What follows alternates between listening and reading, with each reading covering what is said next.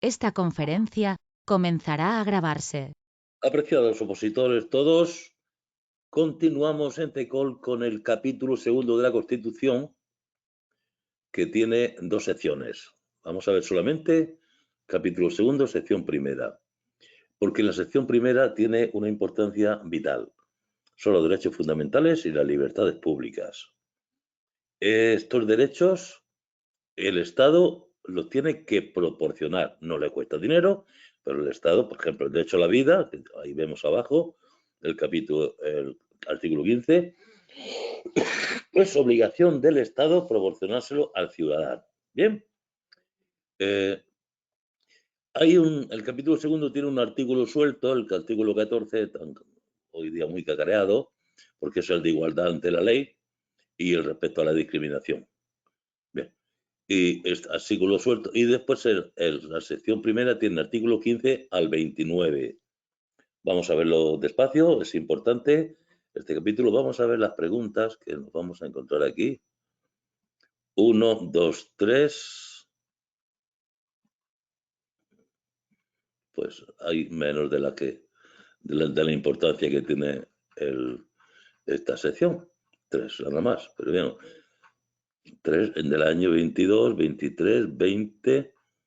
Bueno, pues hay que verlo, pues lo vamos a ver como sea. Vale. El artículo 14, igualdad ante la ley, nos dice que los españoles son iguales ante la ley y la igualdad supone que no pueda existir discriminación por razón de nacimiento, raza, sexo, opinión, o sea, religión, opinión o cualquier otra condición. En algún caso de algún examen antiguo, esta es una pregunta que era cuál es no y ponían por edad. Bueno, pues por edad no está. Hay cositas aquí que no nos queda más remedio que memorizarlas. ¿De acuerdo? Bien, ahora ya sí empezamos la sección primera. Vamos a ver si no lo quiere redactar. Vamos a cambiar de... A ver si se porta mejor con nosotros ahora. Robotina. Vamos a ver. Sección 1. De los derechos fundamentales y de Pues sí. las libertades públicas.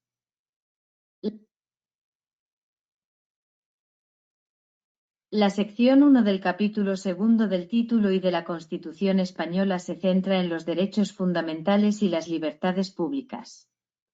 Esta sección es crucial porque establece las garantías básicas que el Estado debe asegurar a todos sus ciudadanos. Aquí te presento las particularidades más destacadas de esta sección.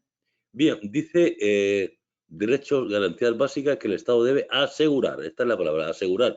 Porque después aparecen otro tipo de derechos que el Estado no los asegura. Por ejemplo, la propiedad.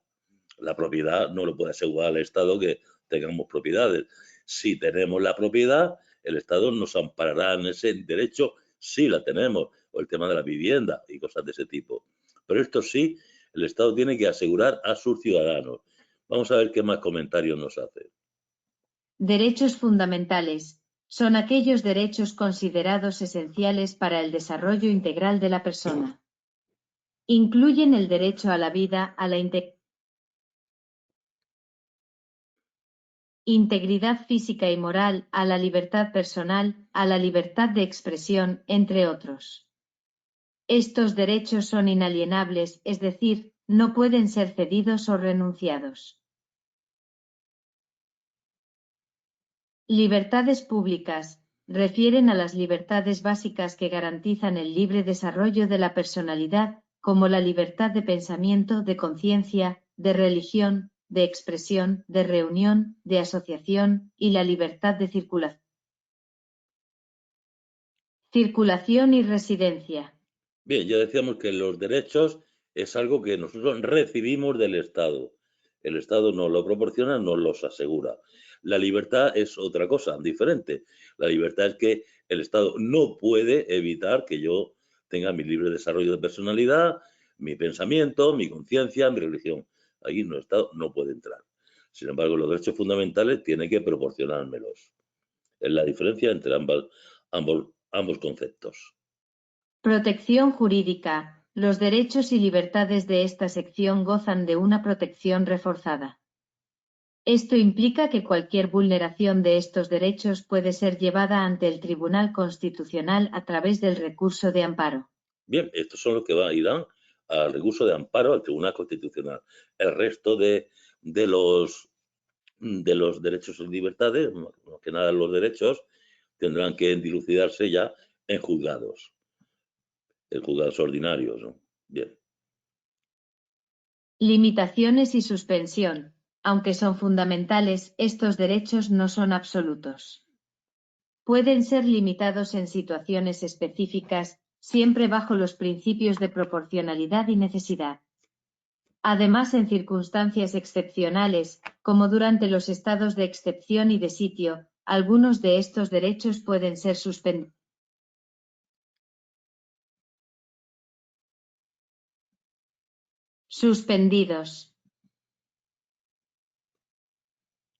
Desarrollo normativo. Muchos de estos derechos requieren de un desarrollo legislativo posterior para su completa efectividad. Esto significa que las Cortes Generales deben elaborar leyes que concreten y regulen el ejercicio de estos derechos. Bien, lo tenemos claro. Empezamos por el derecho a la vida, el artículo 15. Todos tienen derecho a la vida y añade y a la integridad física y moral. Vida e integridad física y moral. Nos podían poner física y psíquica, por ejemplo, ¿no? Cuidado, y moral. Sí, en ningún caso puedan ser sometidos a torturas, ni a penas o tratos humanos o degradantes. Cuidado que hubo un año que pusieron denigrantes, degradantes. La pena de muerte queda abolida, pero no totalmente, porque hay un salvo aquí, salvo que puedan disponer las leyes penales militares para tiempos de guerra. Bien, la pena de muerte está abolida ya por otros tratados que tiene firmados España. Está abolida tanto en guerra como en cualquier caso, está abolida. Pero si nos preguntan sobre la Constitución, en el apartado de las preguntas de Constitución, nos preguntan sobre la pena de muerte, si queda abolida, puede decir siempre, la pena de muerte está abolida, no está abolida en la Constitución, ¿vale? Es decir, tendríamos que hacer la salvedad, salvo lo que dispongan las leyes penales militares para tiempos de guerra. Tenerlo claro, o sea, aunque ya no esté abolida total en la práctica. Libertad de ideología y religiosa. Se garantiza, a ver, aquí era un derecho y ahora pasamos a una libertad. Se garantiza la libertad ideológica, religiosa y de culto.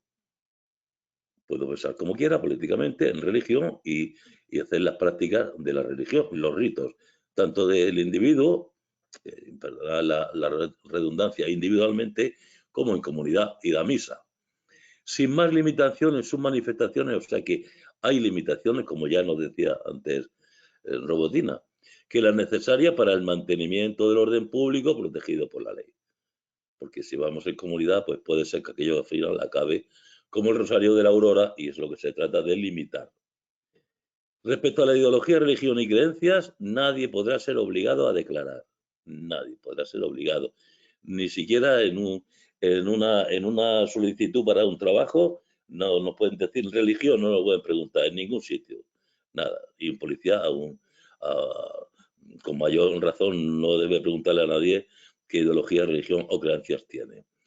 ¿Hay alguna confesión que es religión que tiene carácter estatal, sea del Estado? Ninguna.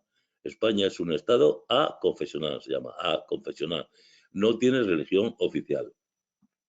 No obstante, había que poner por algún sitio la Iglesia Católica y otras confesiones, había que ponerlo. Y nos dice que los poderes públicos tendrán en cuenta las creencias religiosas de la sociedad española y, consecuentemente, mantendrán relaciones de cooperación.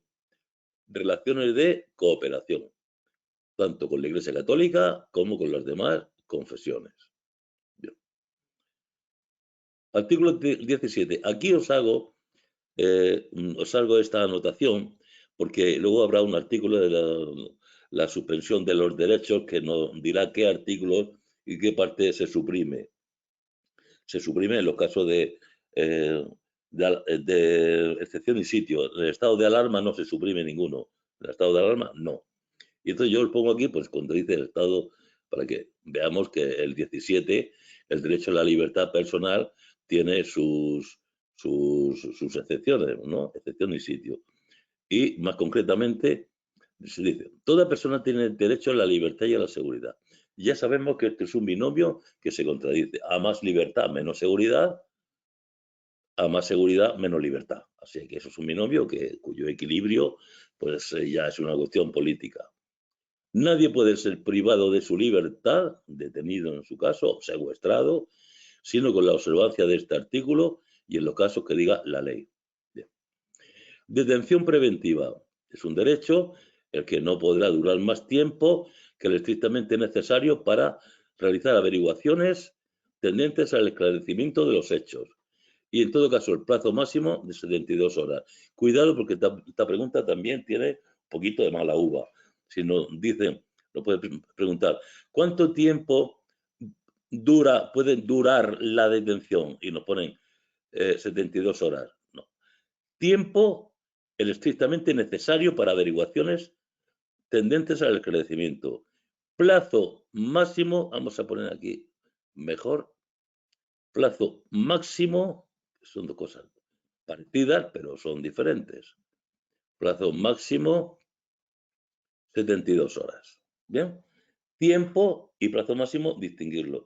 Este es estrictamente necesario y este es 72 horas. En este plazo, en todo caso, el detenido deberá ser puesto en libertad o a disposición de la autoridad judicial. Una de las dos opciones. Aquí vemos que este artículo 17.2, en el caso de banda armada, para bandas armadas, ya no en bueno, estado de excepción y sitio en todos, ¿no? Bueno, hay una salvedad que ahora veremos. Pero este es cada más cuando es en la lucha contra bandas armadas, terrorismo. Se puede eludir este tema. Ya lo veremos que no se elude, sino que el plazo máximo en vez de 3 días será hasta 5 días.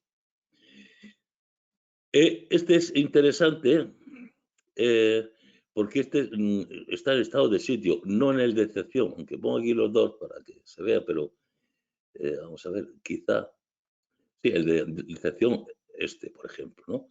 Vale, quedaros con esto que el 17.3 es solamente para estado de sitio, no para el de excepción.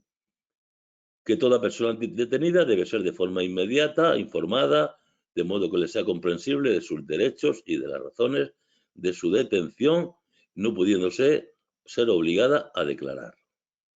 También se garantiza la asistencia de abogado al detenido en diligencias policiales y judiciales, tanto ante la policía como ante los jueces, en los términos de la ley. Pero todo esto, en el estado de sitio, se suprime. La ley regulará un procedimiento de habeas corpus, que también es un tema que veremos más adelante, no es necesario insistir ahora, que produce la inmediata puesta a disposición judicial de toda persona detenida ilegalmente. Aquí el truco puede estar, que sería el habeas corpus sea para producir la inmediata libertad del individuo, que también sale por ahí algunas veces. No es la inmediata puesta en libertad, sino puesta a disposición judicial.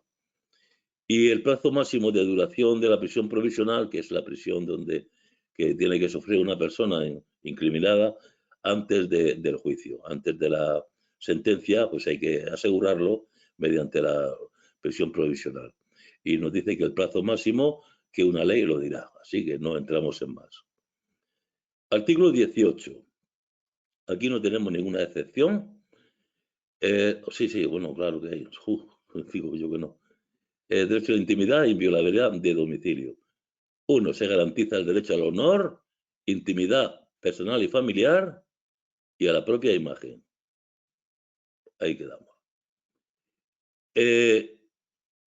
Y ahora, el domicilio es inviolable.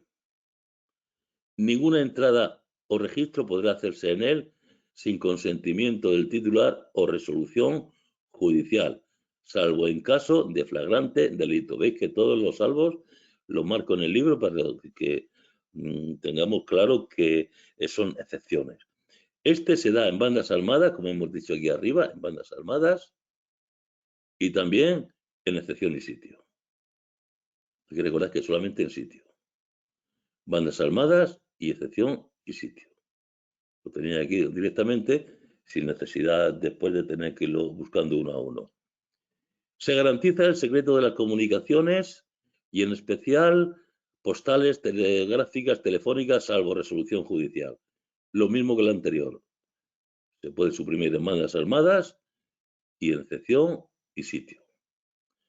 La ley limitará el uso de la informática para garantizar el honor y la intimidad personal y familiar de los, y como dice aquí, intimidad personal y familiar de los ciudadanos y el pleno ejercicio de sus derechos. Este no está afectado.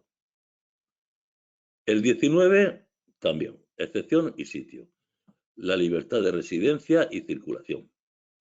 Los españoles tienen derecho a elegir libremente su residencia, es poder vivir donde uno quiere en España y circular tranquilamente por el territorio nacional.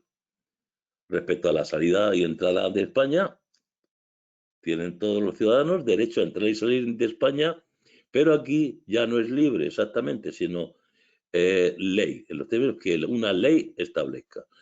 En la elección de residencia y la de circulación no necesitamos ninguna ley. Aquí, sin embargo, la entrada y salida libre de España por ley.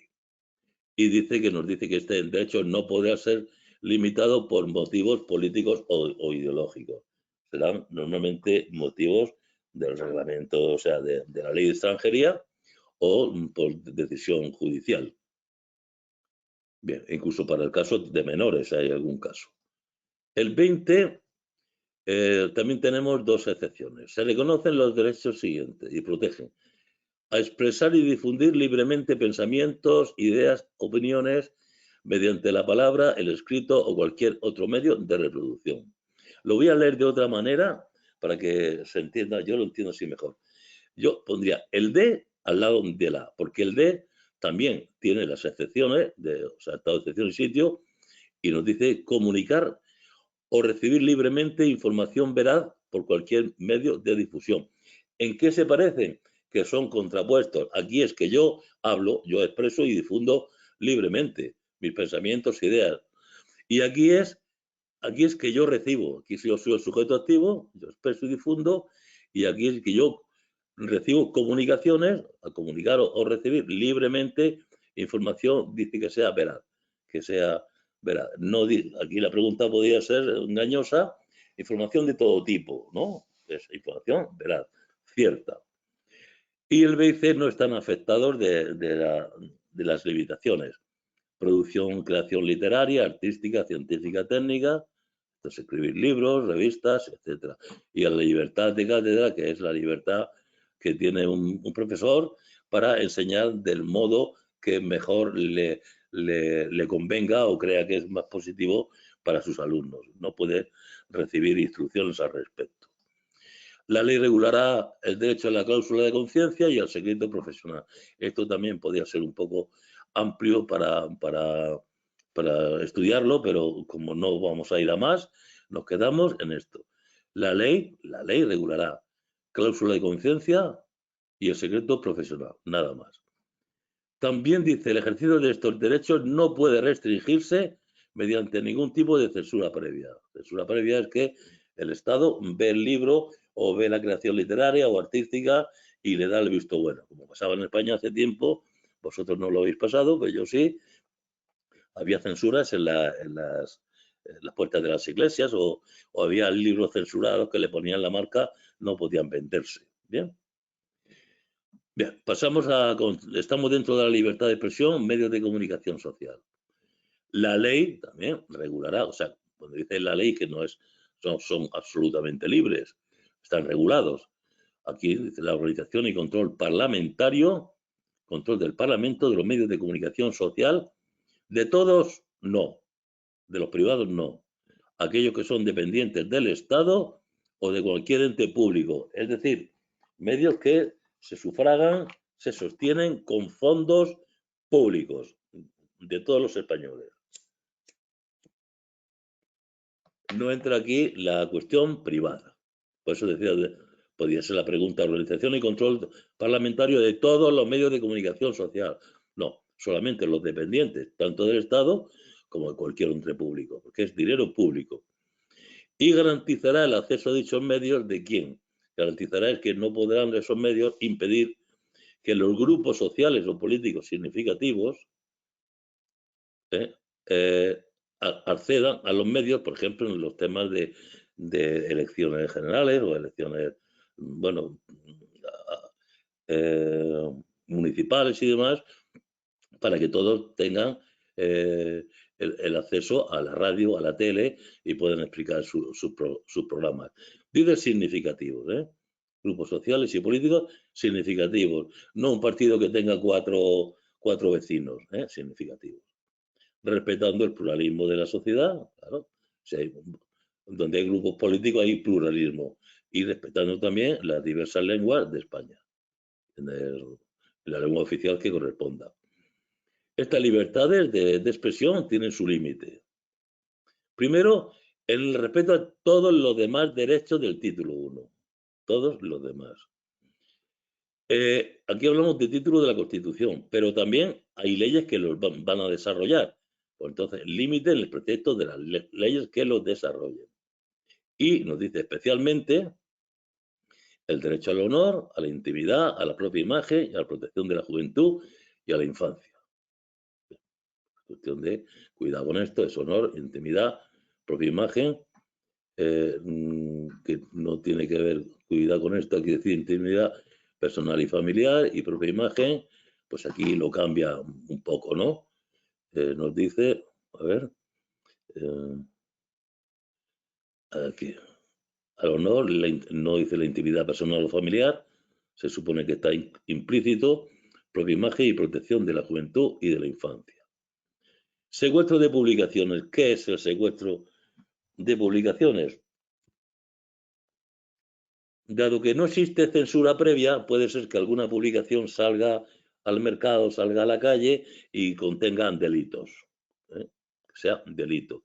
No se ha podido parar porque no existe la censura previa, pero sí que puede el juez secuestrarlas, ordenar que se retiren, se recojan y se retiren. Nos dice solo se podrá el secuestro en virtud de resolución judicial. Pero esto también no será necesaria la resolución judicial en los casos de excepción y sitio. Bien. Las preguntas son muy elementales. La correcta, la Constitución reconoce y protege el derecho a comunicar o recibir libremente información por cualquier medio. Está recogido como fundamental. Por ejemplo, esto de las fundaciones no es fundamental, ya lo veremos. El derecho de disfrutar vivienda digna tampoco es. Conflicto colectivo tampoco. Pues esta, si queremos, por reducción al absurdo, o como se llama, por descarte, no sale. Y el secuestro de publicaciones, grabaciones y otros medios, resolución judicial. Es sencillísimo. Derecho de reunión. Los dos puntos están afectados de las limitaciones en el estado de excepción y sitio.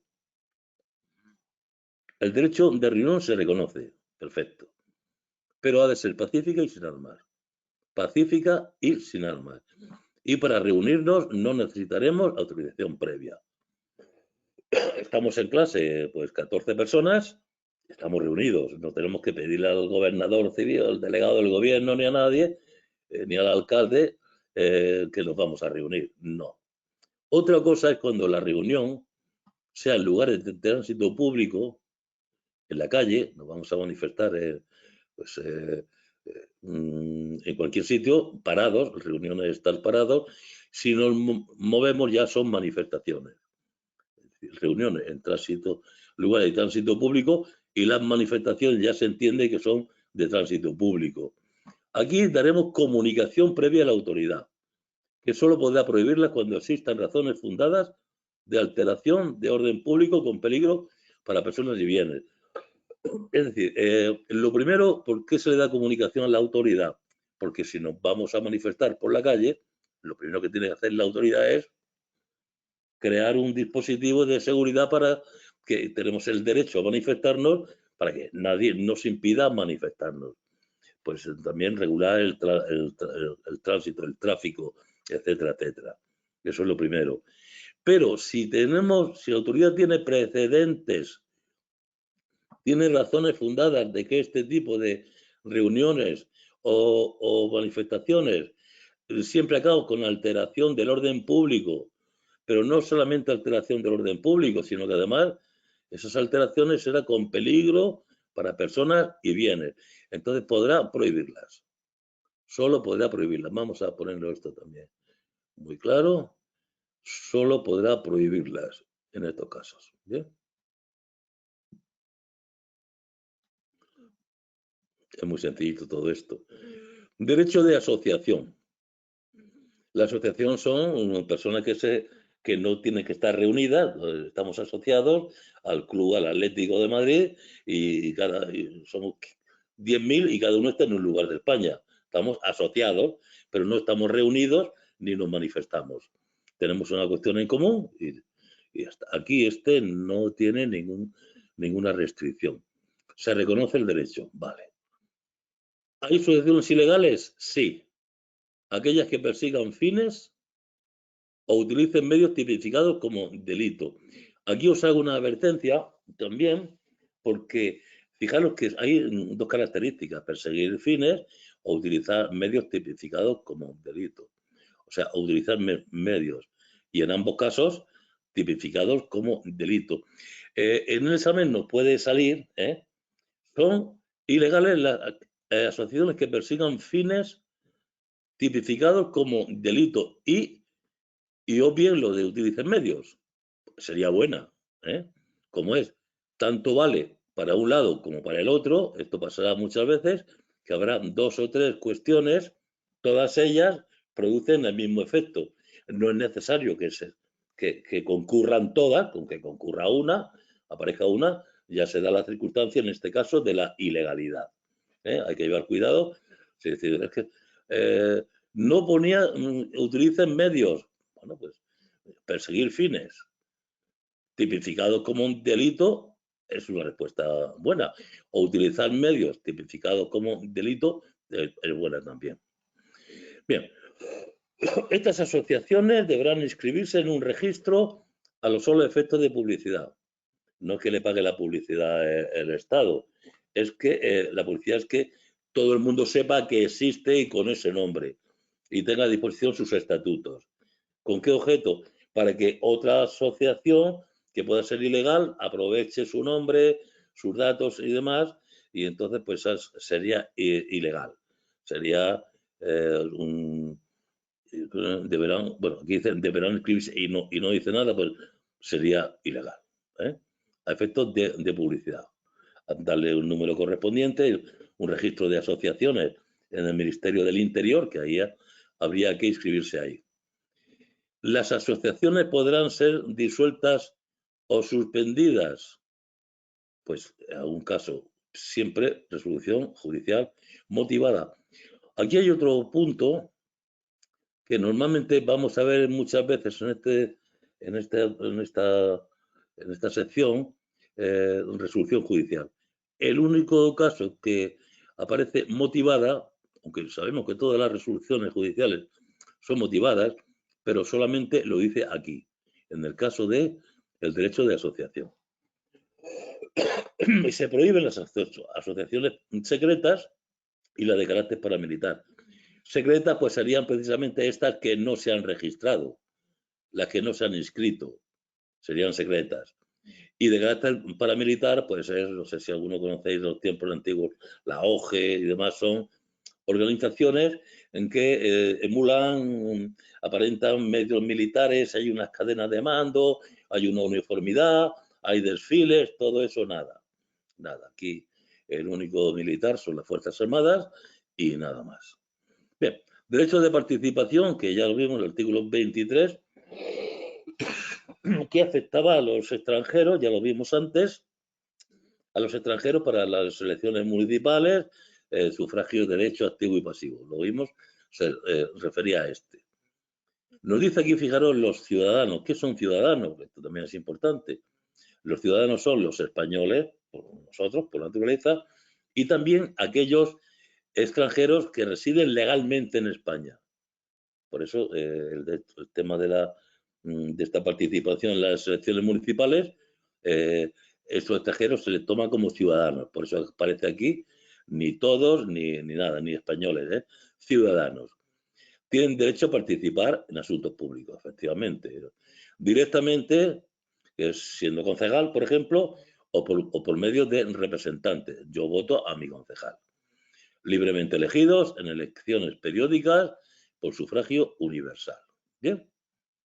Esto es para cargos públicos. Cargos, ya lo decíamos también esto en el tema de la Declaración Universal de los Derechos Humanos.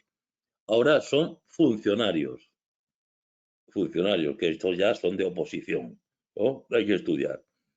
Tienen derecho a acceder, aquí son en condiciones de igualdad, arriba no había ningún tipo de condición, aquí sí, en condiciones de igualdad, a funciones y cargos públicos. Cargo público aquí no está muy conseguido que lo ponga, porque el cargo pues no necesita tener nada.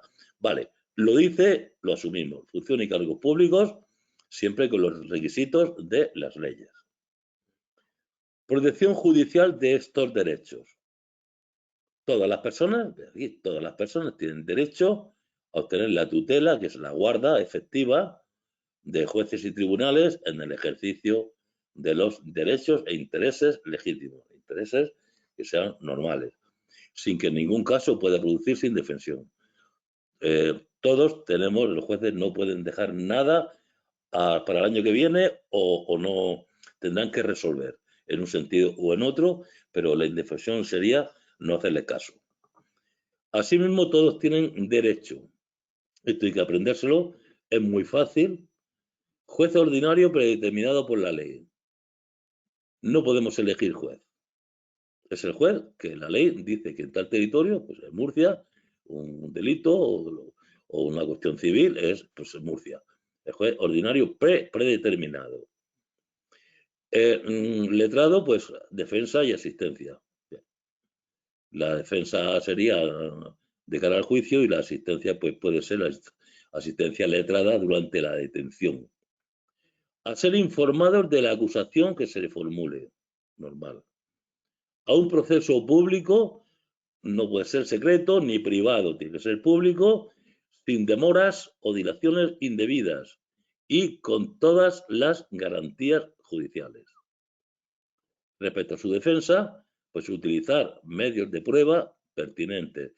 Ojo, los pertinentes.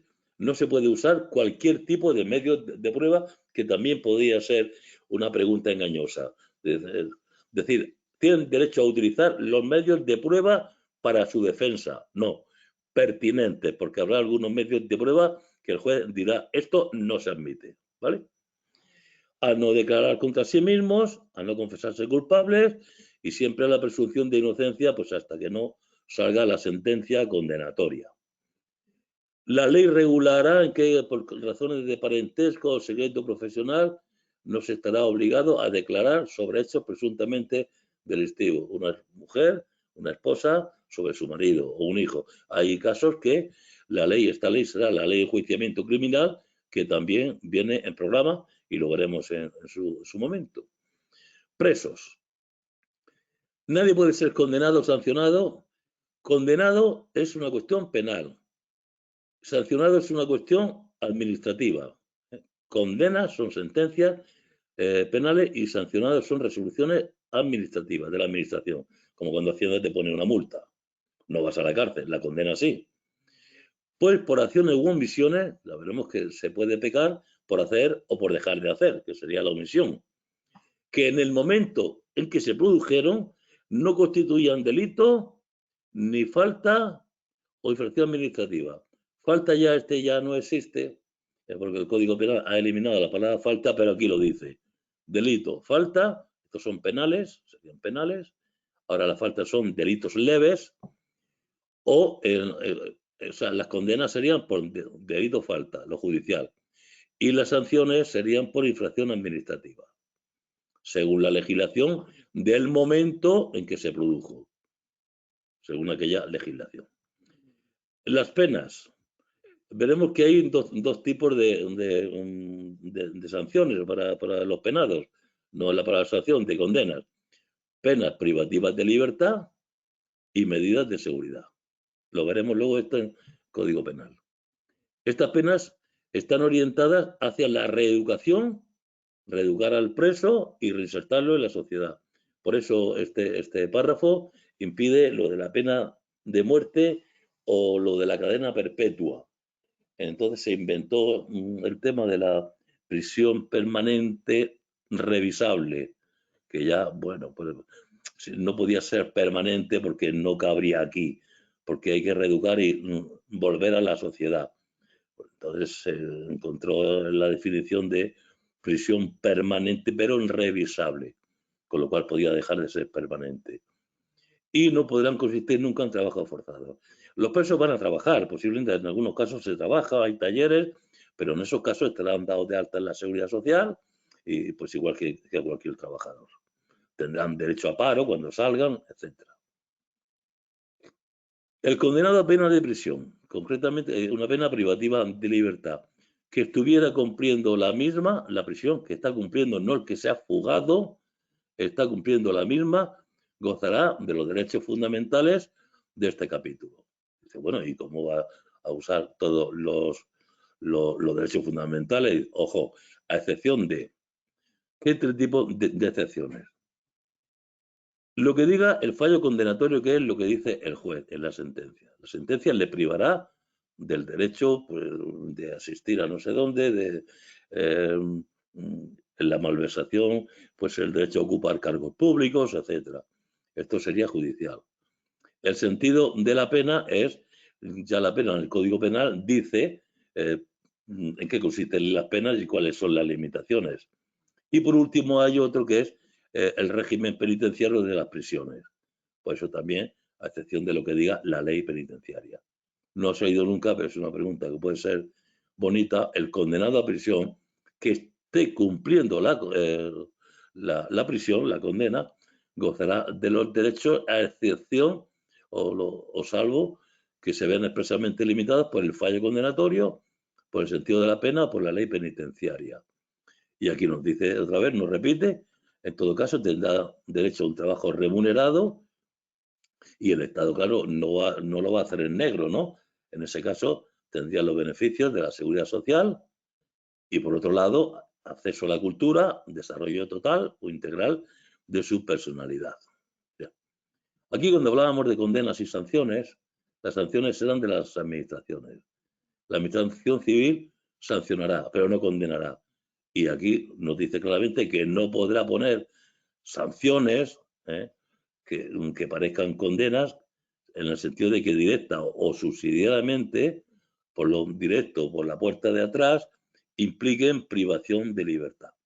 Porque entonces estaríamos en las penas privativas de libertad que corresponde a los jueces. Los jueces, los juzgados y tribunales. La administración civil nunca nos puede meter en la cárcel, por mucho que le debamos a Hacienda. Prohibición de los tribunales de honor. Tribunales de honor eran unos tribunales civiles que habían en ciertas profesiones, donde, por ejemplo, en el ámbito de la medicina, pues había un médico que era una persona indeseable para la profesión, pues se reunían un grupo de profesionales médicos y lo podían echar. Todo eso está prohibido, un tribunal de honor. Lo curioso es que no pone aquí en la administración militar, que tampoco los hay, pero bueno. Se prohíben los tribunales de honor ¿en qué ámbitos? Administración civil y organizaciones profesionales. Vale, pues vamos a dejarlo ahí y nada más. Es raro que ya digo que no diga en la militar. La libertad de enseñanza, autonomía universitaria. Se nos va a hacer un poquito largo esto, pero tenemos que acabarlo con el 29. Vamos a ver. Todos tienen derecho a la educación. Se reconoce la libertad de enseñanza. Fijaros, aquí hay un derecho a la educación y una libertad de enseñanza. Derecho y libertad. La educación, ¿qué objeto tiene? Pleno desarrollo de la personalidad humana en el respeto a los principios democráticos de convivencia y los derechos fundamentales. Esto ya está copiado de la Declaración Universal de los Derechos Humanos. Ahora dice, ¿qué hacen los poderes públicos al respecto? Garantizarán el derecho que asista a los padres. Vamos a poner aquí subrayado de padres. a los padres, que quede claro ahí.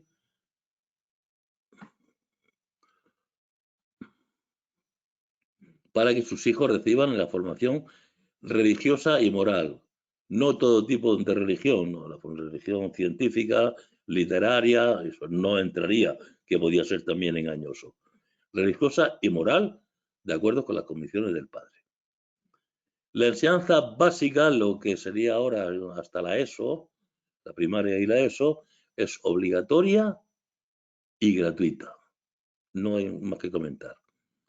Los poderes públicos, vuelve otra vez a hablar de ellos, garantizarán el derecho de todos a una educación de qué tres maneras. Primero, programación general de la enseñanza. Se encarga de decir qué contiene cada curso, cuántos cursos son y los contenidos.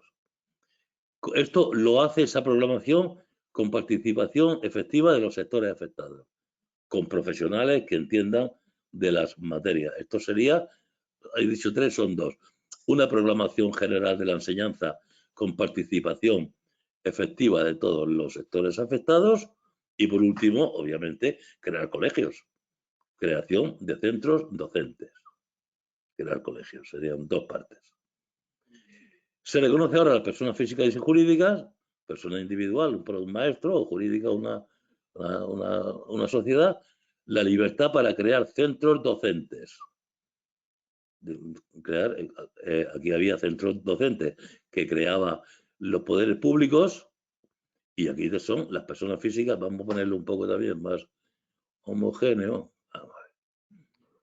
Centros docentes, poderes públicos y personas físicas y jurídicas, también la libertad de creación de centros docentes dentro de los principios constitucionales. Bien. Se reconoce la libertad, vale. Ahora entra más personas, profesores, padres y en su caso alumnos, dice en su caso, como dice aquí, los términos que una ley establezca, esta ley dirá en qué casos van los alumnos y en cuáles no. Intervendrá en el control y gestión de los fondos de todos los centros, no de todos los centros, sino los sostenidos con fondos públicos. Pasa aquí como pasaba con el tema de los medios de comunicación social, con los sostenidos con los fondos públicos. Un colegio privado, pues ahí no tiene nada no tiene que ver con este artículo.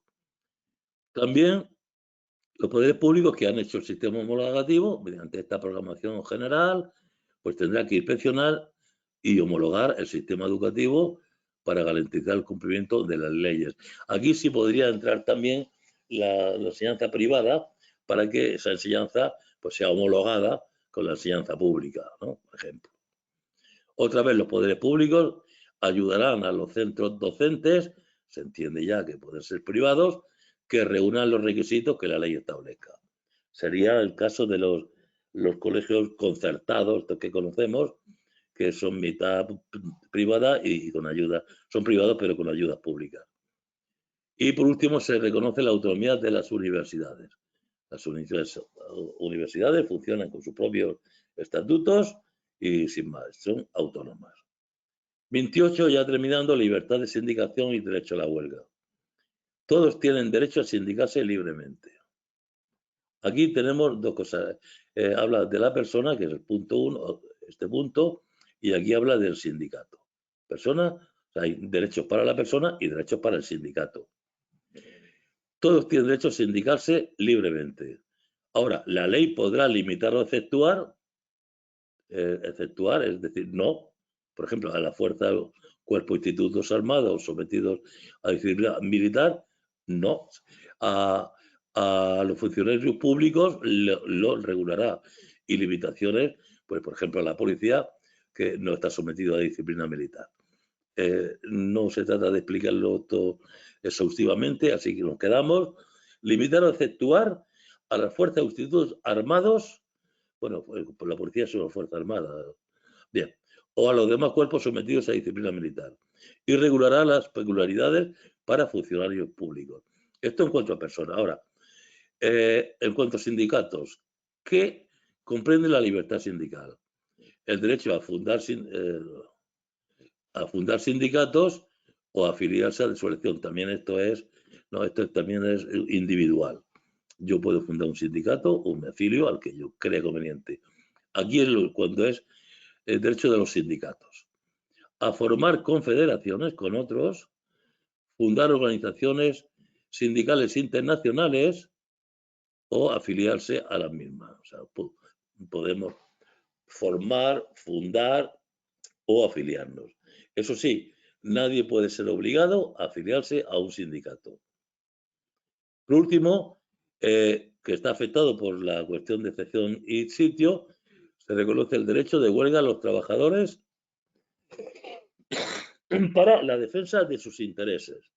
Y nos dice más, la ley que regule este ejercicio establecerá garantías para asegurar el mantenimiento de los servicios esenciales, cuidado, no servicios públicos, servicios esenciales de la comunidad. Por cierto, esta es la única ley que falta por desarrollar de la Constitución. Lo dice aquí, la ley que regule, esto está regulado por un Real Decreto del año no sé qué, pero ley como tal, después de la Constitución, no tengo referencia de que exista. Y por último, el derecho de petición. ¿Podemos pedir? Sí, pedir, y con que no nos den, bastante tenemos. Todos, aquí, todos los españoles, solamente españoles, pedir, porque pedimos respecto a lo nuestro. Tenemos el derecho de petición individualmente o colectivamente. Yo voy por mi cuenta o todos mis vecinos, por una cuestión concreta. Pedir ante cualquier autoridad, ante cualquier autoridad. Siempre por escrito. Siempre. No por manifestaciones ni nada de ese tipo. Por escrito, y nos dice la forma y con efecto que determine la ley que ha desarrollado el derecho de petición. Sin embargo, las Fuerzas Armadas, las Fuerzas de Institutos Armados o los cuerpos sometidos a la disciplina militar solamente se da individualmente, no puede ser colectivamente, uno a uno.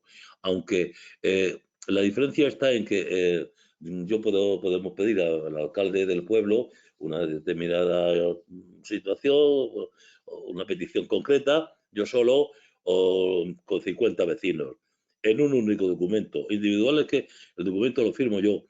Aquí lo firmo yo si soy el cabecilla y están los 50 vecinos en el mismo documento.